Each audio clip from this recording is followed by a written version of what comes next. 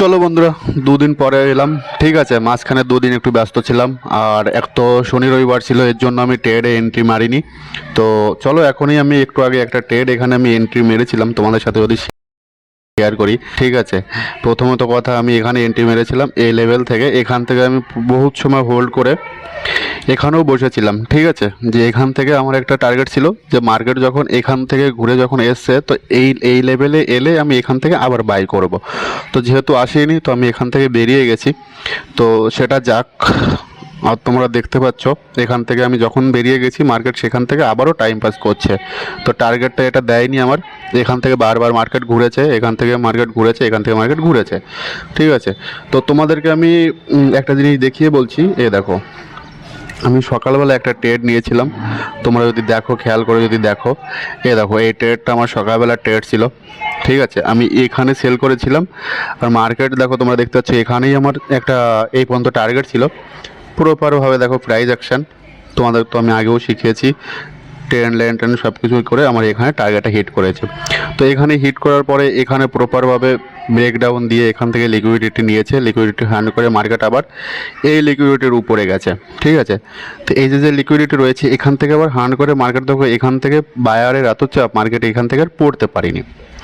তো এর জন্য আমি এখানে বাই করেছিলাম যে মার্কেট এখান থেকে যখন এসছে, মার্কেট এখানে ডব্লু প্যাটার্ন বানিয়ে এখান থেকে যদি পড়তো, এখান থেকে পড়তে পারতো। ঠিক আছে, কিন্তু এখান থেকে মার্কেট আবার উপরে যাওয়ার একটা চান্স ছিল আমার কাছে। তো এর জন্য আমি এখানে বাই করেছি। তো যা হয়ে গেছে হয়ে গেছে, ওটা ভেবে কোনো লাভ নাই। ঠিক আছে, ওটা আমার টার্গেট দিইনি, সেটা নিয়েও কোনো দুঃখ নেই।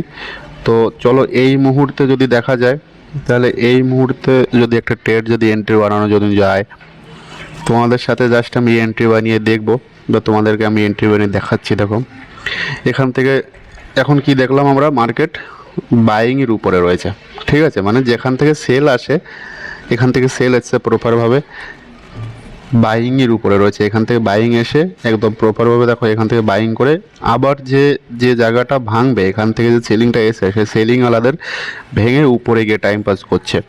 তো এর প্রথমত কথা কি জানি আমি, এর প্রথম কথা, মার্কেট যখন ব্রেক আউটে গিয়ে বা ব্রেক আউট দেওয়ার পরে যদি টাইম পাস করে, তাহলে সেখান থেকে আবার কন্টিনিউ করার বেশি চান্স থাকে। ঠিক আছে, আর আর যদি লিকুইডিটি হান্ড করে, মানে এখান থেকে যদি লিকুইডিটি যদি হান্ড করতো বা পরের ক্যান্ডেল যদি এখানে রেড বানাতো, তাহলে কী হতো, ফলস ব্রেকআউট হতে পারতো। এখান থেকে ফলস ব্রেকআউট হয়ে মার্কেট কন্টিনিউ সিঁড়ি বানিয়ে নিচে আসতে পারতো এই লেভেল পর্যন্ত। কিন্তু এখান থেকে বায়াররা এতটাই এখানে মজবুত, পিছলে যদি দেখো, তাহলে এখান থেকে প্রপারভাবে মার্কেট উপরে নিয়ে দেখো, এখানেই এই বায়ারের যেখান থেকে সেলিংয়ের যে জোনটা, সেলিংয়ের জোনের উপরে টাইম পাস করছে। ঠিক আছে, তো সেলাররা এখান পর্যন্ত এখনও বায়ারদের টেনে নিচে নিয়ে আসতে পারিনি।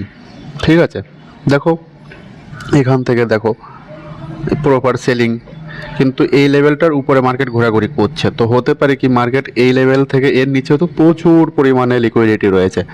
ঠিক আছে, তো হতে পারে কি, মার্কেট এর নিচে লিকুইডিটি নিয়ে এখান থেকে লিকুইডিটি মানে ফলস ব্রেকআউট দিয়ে এখান থেকে মার্কেট আবার উপরে ব্যাক যেতে পারে। তো সেটা যদি হয়, এটা যদি ফলস ব্রেকডাউন যদি দেয়, তাহলে এখান থেকে আমি যদি বাই করি, তো আমার এখান থেকে একটা প্রপারভাবে প্রফিট হবে। তো এখান থেকে বাই করলে প্রথম প্রফিট হবে কি, এই হাই পর্যন্ত। ঠিক আছে, তো আগে মার্কেট যদি আসে এখানে, তবে এখানে এন্ট্রি মারবো, তা না হলে মারবো না। তো চলো দেখা যাক, চলো দেখা যাক, তো চলো দেখা যাক এখান থেকে কি করতে চাচ্ছে। এখান থেকে এভাবে যদি দেখি, দাগিয়ে দিলাম। ঠিক আছে, এই যে যে এটা এটা হচ্ছে আমাদের সাপোর্ট, এটা হচ্ছে রেজিস্ট্যান্স। ঠিক আছে, তো চলো এখন রেজিস্ট্যান্সটা এঁকে নিই। প্রপারভাবে এঁকেছো, মার্কেট এইটার ভিতর যত সময় ধরে ঘোরাঘুরি করবে, এর ভিতরে ঢোকা যাবে না। যদি ব্রেকডাউন যদি দেয়, তারপরে লিকুইডিটি হান্ড করলে হতে পারে এখান থেকে প্রচুর লিকুইডিটি রয়েছে, লিকুইডিটি হান্ড করে উপরে যেতে পারে। ঠিক আছে, বা হতে পারে মার্কেট এখান থেকে যে এখান থেকে লিকুইডিটি হান্ড করে নিচে আসতে পারে। তো প্রথমত কথা, এই লেভেলটাকে ভাঙতে হবে, এর উপরে যেতে হবে, ফির এর নিচে আসতে হবে। ঠিক আছে, এর নিচে এলে যদি সেরকমভাবে দেখো, এর নিচে সেলও করা যায়, বাইও করা যায়। লিকুইডিটি হান্ড করলে বাই করতে হবে, আর এখান থেকে প্রপার ব্রেকডাউন দিলে সেল করতে হবে, সেম উপরের দিকেও। তো যারা নতুন নতুন যারা ট্রেডার আর যারা পয়সা কামাতে চাও তাদের জন্যই আমি এটা বলছি, এন্ট্রি না পেলে নো এন্ট্রি নিও না। শুধু শুধু ক্যাপিটালকে, ঠিক আছে, ক্যাপিটালকে তোমরা রিস্ক নিও না। তো এটাই বোঝানোর ছিল আমার। তো চলো, এই ভিডিওটা ভালো লাগলে লাইক কমেন্ট শেয়ার করে দিও। চলো বাই।